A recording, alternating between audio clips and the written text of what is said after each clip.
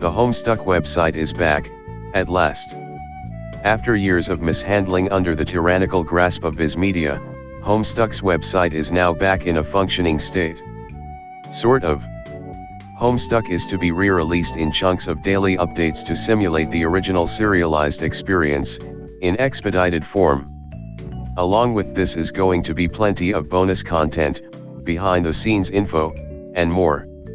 I'm pretty excited for this stupid thing I liked when I was 12 being relevant again, so every day I'm gonna drop a review for the chunk of pages and other content we receive. Or at least, I will try to, because there's going to be a hell of a lot and it's a ton of work. You will notice that I am using text-to-speech. This is due to my lack of a solid recording environment and quality equipment. One day I might switch to a proper voiceover, but in the interest of getting my content out as quickly and at as high of a quality as possible, I will be sticking with robo mode for the time being. Additional warning, this is a retrospective from an existing reader of the comic, so new readers may want to steer clear in case of spoilers. Now, without further ado, let's get to it. As you may notice, this website looks a hell of a lot like MS Paint Adventures, sort of hybridized together with the Viz Media Homestuck website. I for one am pretty happy with this in-between approach. The MSPA banner being at the top is kind of important for some meta jokes later that rely on the website not being homestuck.com, so I'm glad it's back. Also notable is this thing works on your phone now. There's no flash pages in this batch, but apparently those will be functional via a flash emulator. Altogether, so far so good. Also included are a news post and a new readers page that I think more accurately answers some more modern FAQs one might have about Homestuck. As far as the structure of the website itself goes, I have no complaints, besides that I can't read Bard Quest yet. Starting at page 1 now, we have our opening page, which is a damn good one. I will start by saying I am a huge fan of Homestuck's art style from the first few acts. It's much more refined than the style present in early MSPAs, but it still retains some of that grit and texture. It isn't just hastily thrown together blobs, and there aren't other art styles intermingling with hussies to make things inconsistent. One might complain about our intrepid hero not having arms, but I think that gives the style some character. Right away we have narration in an unusual second-person style, inspired by text-based adventure games, where you happen to be this 13-year-old boy. Which is true in a way, because this comic was initially directed by user-submitted commands. This writing style may be lost on some younger readers, like many other references made throughout the comic, but you get used to it quickly either way. What isn't as well explained is that Homestuck is essentially a silly forum game for the first 1,000 pages or so I'm glad the new readers page points this out, because it gives a lot of its idiosyncrasies more context. There are a lot of things early on that are deliberately written to be absurd video game abstractions that make no sense in the real world, like this kid only getting his name on his 13th birthday. But then later on, the other kids get their names several months after their birthdays. It's best not to think too hard about this kind of thing. The answer to most of the early world building questions are who gives a fuck. It's funny and like a video game. And when you think of it in terms like that, it's fine, and humorous. Speaking of humor, here's page 2, which I think has single-handedly turned away more people from this comic than the most vile of convention stories ever have. You hear about this comic being this insane cosmic epic multimedia experience and the first joke is Zoozmel Poop Lord. This is the first of several cuts that Act 1 deals the would-be reader that will either drive them away or masochistically hook them in. In a way, it's a great filtration system. Most people who absolutely despise Act 1 probably won't like the rest of the comic anyways, kind of like a One Piece East Blue situation. I think it's fine to feel kind of neutral or mixed on Act 1, but the majority of people who are utterly repelled by its antics are fated to never get it, in my experience. So I like Zoozmel Poop Lord. It would be a funny thing for this guy to be named. But instead it's something stupid like John Egbert. We get to look at John's room now, and compared to later introductions, It's fairly sparse on personality and contains more utilitarian, adventure gamey speak. On the wall are a bunch of movies that nobody reading this comic has ever watched, that will be referenced frequently and at length. But we'll talk about that later. John has a lot of interests, some of which are more important than others. His programming and paranormal lore stuff aren't very important, and the relevance of the magician shit kind of gets phased out over time. Him liking really bad movies is very important though. Next is our first arms joke, followed by a rarely seen abstraction where a mysterious mouse moves this cake off of John's magic chest. This mouse is apparently you, but you are also John, so who is this mouse? Is it the wayward vagabond? Is it Carcat? I dunno. The real answer is who gives a fuck. It's funny and like a video game. Moving along. The arms are hilariously a set of fake arms that he holds with his now existent real arms, which John puts into his convoluted inventory system. More on that later. Up next is the second cut the comic delivers to a new reader's interest in it. This long drawn out description of every single item that's in John's chest, most of which don't matter that much. Hussey does not do this very often after this page, as Homestuck drifts further away from its text-based adventure game roots, so you don't get these huge lists of items with numbers next to them. To the reader interacting with this comic in 2009, their minds are dreaming up all sorts of funny shenanigans that they could orchestrate with these items, but to a new reader who is not in the know, it feels like a prank is being played on them because who gives a shit about all this random garbage? This will continue. John captchalogs the smoke pellets and tries to equip the fake arms from his Siladex, but they are unfortunately trapped under the smoke pellets he just picked up. This is cut number 3, and by now the reader is starting to really bleed out. Why does a webcomic need a convoluted data structure themed inventory system? Well, the answer is who gives a fuck. It's funny and like a video game, but by now that answer is probably wearing thin. Those not attuned to early Homestuck's shenanigan-based humor will have steam shooting out of their ears by now, waiting desperately for something to take place. And really, things are already taking place, but they just can't see it past their frothing rage at the concept of fun. Seeds will be sown at the hand of shenanigans that you won't even know are seeds until they bloom thousands of pages later. But you have to be invested in the process to really feel the catharsis of all that paying off. This is another example of how Act 1 is a good introduction in my book, because I think some level of meandering is simply necessary for the story to work.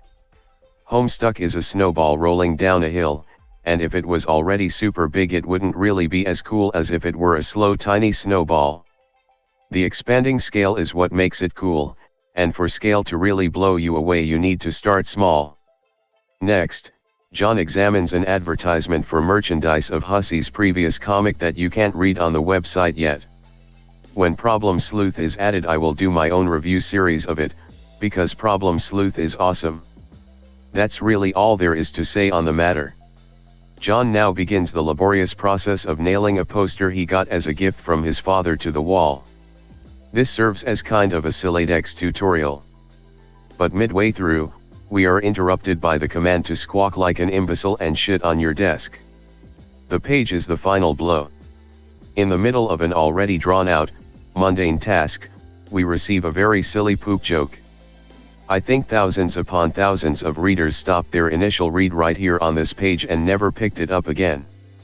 It's another one that works really well as a play on a reader command, doing something absurd when the previous page implied importance, but to the archival reader it just kind of feels like a juvenile fuck you. This is how the entire comic is, and those attuned to the artistic masochism required to appreciate Andrew Hussey's magnum opus will receive their awakening right here. This page is very funny. What an absurd thing to do. Some who are spiritually poisoned might say this joke is so Reddit and LE cringe. LUL so random, am I right? But I disagree, it's surreal, not random. Is this painting random? No, it's surrealist. The thing that makes it surrealist is that it's good. When it's bad, it's random. Homestuck is imbued with innate goodness, so it's not random, It's surreal. This makes it art, and makes this the perfect page. I would not change a single thing about John. Squawk like an imbecile and shit on your desk. It is the pinnacle of human achievement. Let's continue. John nails a poster of a really bad movie to a wall through a drawn-out inventory process that we rarely see replicated again. This is another who gives a fuck. It's funny and like a video game situation, and is fine in the moment. This later gets a payoff in the form of John humorously merging his Siladex cards into a cake. Almost everything gets to be paid off as part of a gag at some point. Except for the stunt sword, I guess. Next up are references to Con Air and Deep Impact along with a humorous 2009 Black President joke. A fool would say, why is he referencing all this stupid shit, and the answer is it's funny, and it all, and I do mean all, has a payoff. What a dumbfuck idiot new reader might see as frivolous nonsense are essential building blocks of Homestuck lore, and I would not excise a single panel featuring Nicolas Cage's pixelated face. We now receive our second hint towards the actual plot of the comic we are reading, and a link to the Homestuck beta, an earlier iteration of Homestuck, from a few days ago at the time of Homestuck's early publication, which was constructed entirely out of flash panels with much more interactivity. Hussey correctly realized this was a bad idea and would take too long to make and saved flash pages for more important moments only. The Homestuck beta is also very ugly, and I much prefer the pixelated style in the final comic. Smooth John is terrifying. After refusing to eat cake, John goes to his computer to answer a message from a friend. We get a look at his glorious desktop, including our first appearance of funny meme numbers. Homestuck began on April 13th, which is also John's birthday, and almost every time a timer or a clock or something shows up, it'll have 413 in it, or some other significant anniversary number. Big pages and other events were usually released on these days too. John now opens his chat client, Pester Chum, and talks to his buddy turned tech godhead. John and all of his friends have usernames that are abbreviated as acronyms containing the letters G, C, A, and T. This is probably not important at all. John now opens his message from turned tech godhead, which is displayed in the form of a chat log for our reading convenience. These didn't used to be automatically opened in the old website, so I appreciate that touch. This conversation is very funny and naturalistic. You could probably imagine having a similar conversation about Howie Mondale's monster piss with one of your friends. That's because this is based on an actual conversation Hussey had. Homestuck generally opts for a very free-flowing, natural style of dialogue that reflects how real-life people like to talk on their computing devices. I, for one, love this, and reading it as a wee-tween I felt very seen in a way I didn't in most other media. I would compare it to like, Kevin Smith or Tarantino or something, where a bulk of the dialogue is about pretty mundane funny shit that doesn't really have to go anywhere. It's more about establishing a mood and tone than how it moves things forward. If you're not pulled in by how these teens talk to each other about piss, you're probably not going to give a shit when they start talking about dying and being gay and being dead and gay. This makes this early exchange great to me. They throw you into the deep end and it's sink or swim. The way the characters type is even used as a form of characterization here. TG talks in an all lowercase, minimally punctuated style that's typical of even today's ironically detached youth, while John seems to type in all lowercase in a more casual but non-detached kind of way with punctuation still included. You can tell he's kind of a dork compared to TG before they even start saying anything. At the end, they discuss the Spurb beta, which turned tech godhead, who I will now refer to as Dave, which is his name, seems uninterested in playing and John still hasn't received. Early Homestuck does not really have a hook beyond silly things taking place, and we don't have much of a reason to give a shit about this game for a while. This is good, because the silly things and character interactions are the point, and the plot is simply the increasingly elaborate plate upon which these things are served. I will again maintain that Act 1 is good for teaching the reader what to expect. John looks outside and inaccurately sees that he has mail. in a way that'll get lampshaded later. John has a funny face and I like it. Our heroes are rarely this small and circular in the future, so I have to cherish these little moments. John's dad then pulls in, and John, humorously frustrated by his loving father, says fuck it and decides to mess around some more instead of getting the mail. Here is a passage that I think encapsulates Homestuck's entire writing style. And now your chum is pestering you again. The clockwork of friendship turns ceaselessly, operating the swing lever dealies of harassment in perpetuity. Whatever. The dude can just hold his damn horses. Whether you think this is good writing or not will determine if you like Homestuck. This style of excessive purple prose abruptly segueing into more blunt and crude wording is the cornerstone of how Hussey writes. I for one, really like it, but it's not for everybody. Act 1 remains the perfect litmus test. Let's continue. John then looks at his CD rack, which is our first flash page. It doesn't have sound, but we can click around to view some of the previous MS Paint adventures, which we can't read yet, and mouse over to view some additional gags that somehow get expanded on thousands of pages later. And here's another. John then does another shenanigan and makes a homoerotic joke to the closeted Dave. This is one of many things in Homestuck that starts off as a funny joke and then controversially has a more serious payoff later. Many have argued about what the original intent behind some of Homestuck's plot points and dialogue were and what they were retroactively confirmed to mean later. Personally, I don't think TG was always intended to be gay, but reading him that way lends some interesting layers to his earlier ironic machismo and homoerotic tendencies, so I think it's a good development. The execution is not perfectly written, but we'll get to that later. They talk about their strive specify now, which are Homestuck's version of a weapon equipping system. The answer as to why they have to use this and be locked into one weapon forever unless they conveniently find another strive specibus which for some reason they never use alchemy to try to clone is who gives a fuck. It's funny and like a video game. Also it's just cool for characters to have a signature weapon type that they upgrade throughout the story. We go through some more gags now, including a review from the previously mentioned esteemed gaming publication Game Bro, which is hilarious.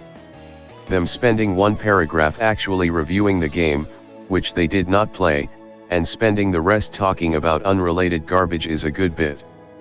The bits keep on rolling, including John combining some items to form a very clever disguise.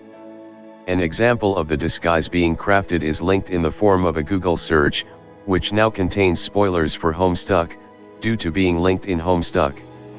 I personally would have gone the route of the unofficial collection by turning this into an image link, even if it's less historically accurate. I'm interested to see what they do with some of the YouTube links later.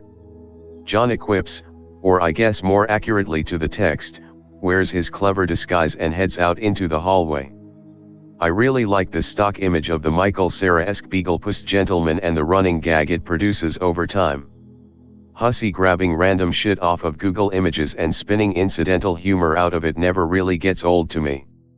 John now enters his Harlequin-filled living room and complains about Betty Crocker, which includes a link to a Wikipedia page that thankfully doesn't mention the company's role in Homestuck at all.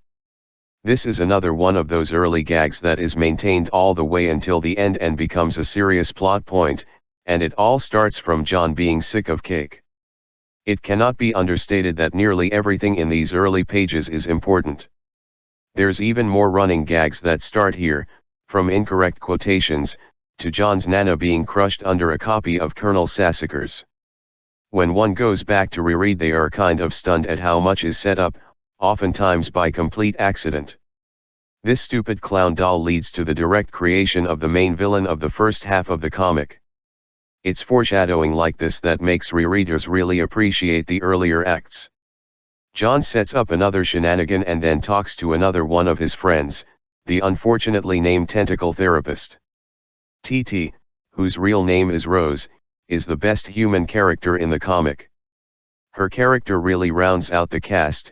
I could imagine any of the core four but her being removed and there still being a semblance of a story, but Rose's more, on the surface at least, Serious and competent qualities make her bounce off of the others very well, and she's consistently the core driver of the action early on. She is also very funny. Additionally, contained here is some foreshadowing to her role in the game of Spurb, which based on the author commentary was likely unintended, but who knows. Speaking of, isn't this website supposed to have commentary included? I hope I don't have to wait until the end of the reserialization for it to be added.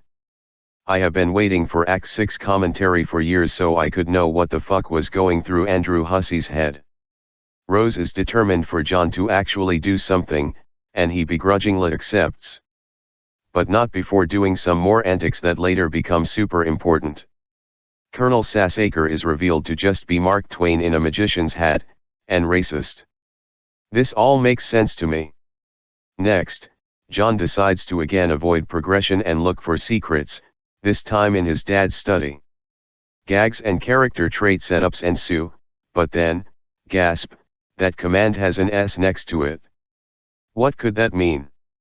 Well, you click it, and then the magic starts. John plays a haunting piano refrain, and it is revealed that S means sound. Hearing the dulcet tones of Showtime, piano refrain, coming out of my speakers blew my fucking mind when I first read this. Webcomics do not usually play MP3 files at you, let alone MP3 files and moving pictures. These will only get more elaborate and insane as they go, but I'm still very fond of this one in spite of, or maybe because of its simplicity. John fucks around some more and then decides to check the mail even though his dad probably already checked it. He also leaves his home, and the comic spends the rest of its 8,000 pages trying to justify its title. Capping off this assortment of pages is the innocuously named S-Arrow, aka the title page. I fucking love this page. It is the ultimate tone setter for the comic and starts to clue you into it being anything other than stupid bullshit. If you're waiting for a hook, this is it. Some people might say, oh, wait for end of Act 2, or end of Act 3, or end of Act 4, or skip to the goblins, but no, this is it. This page is utterly captivating. Skies of Skya is so perfectly atmospheric. It excellently captures the feeling of a windy, quiet neighborhood. It's so empty and mysterious, even lonely. You never really see other humans in the flesh outside of our main characters and their guardians, and that feels purposeful. Our cast of characters all feel some level of isolation, like outcasts, like they don't really have a sense of belonging. Just about all of them are in some way dysfunctional. John's problem is revealed here in the beautifully written prose of this title page. Something is missing from his life, and he feels himself being pulled passively from one meaningless obstruction to the next, a pawn in someone else's scheme, which I would say accurately reflects his role in the story for most of its runtime, in a literal and meta sense. This has a pretty solid payoff much later on, and I think the basic concept of John's character that starts here, of someone swayed by forces outside of their control and struggling to find agency and meaning outside of simply moving forward, is pretty well executed and interesting overall. I'm sure that whatever's going to happen next will be just as meaningful and important.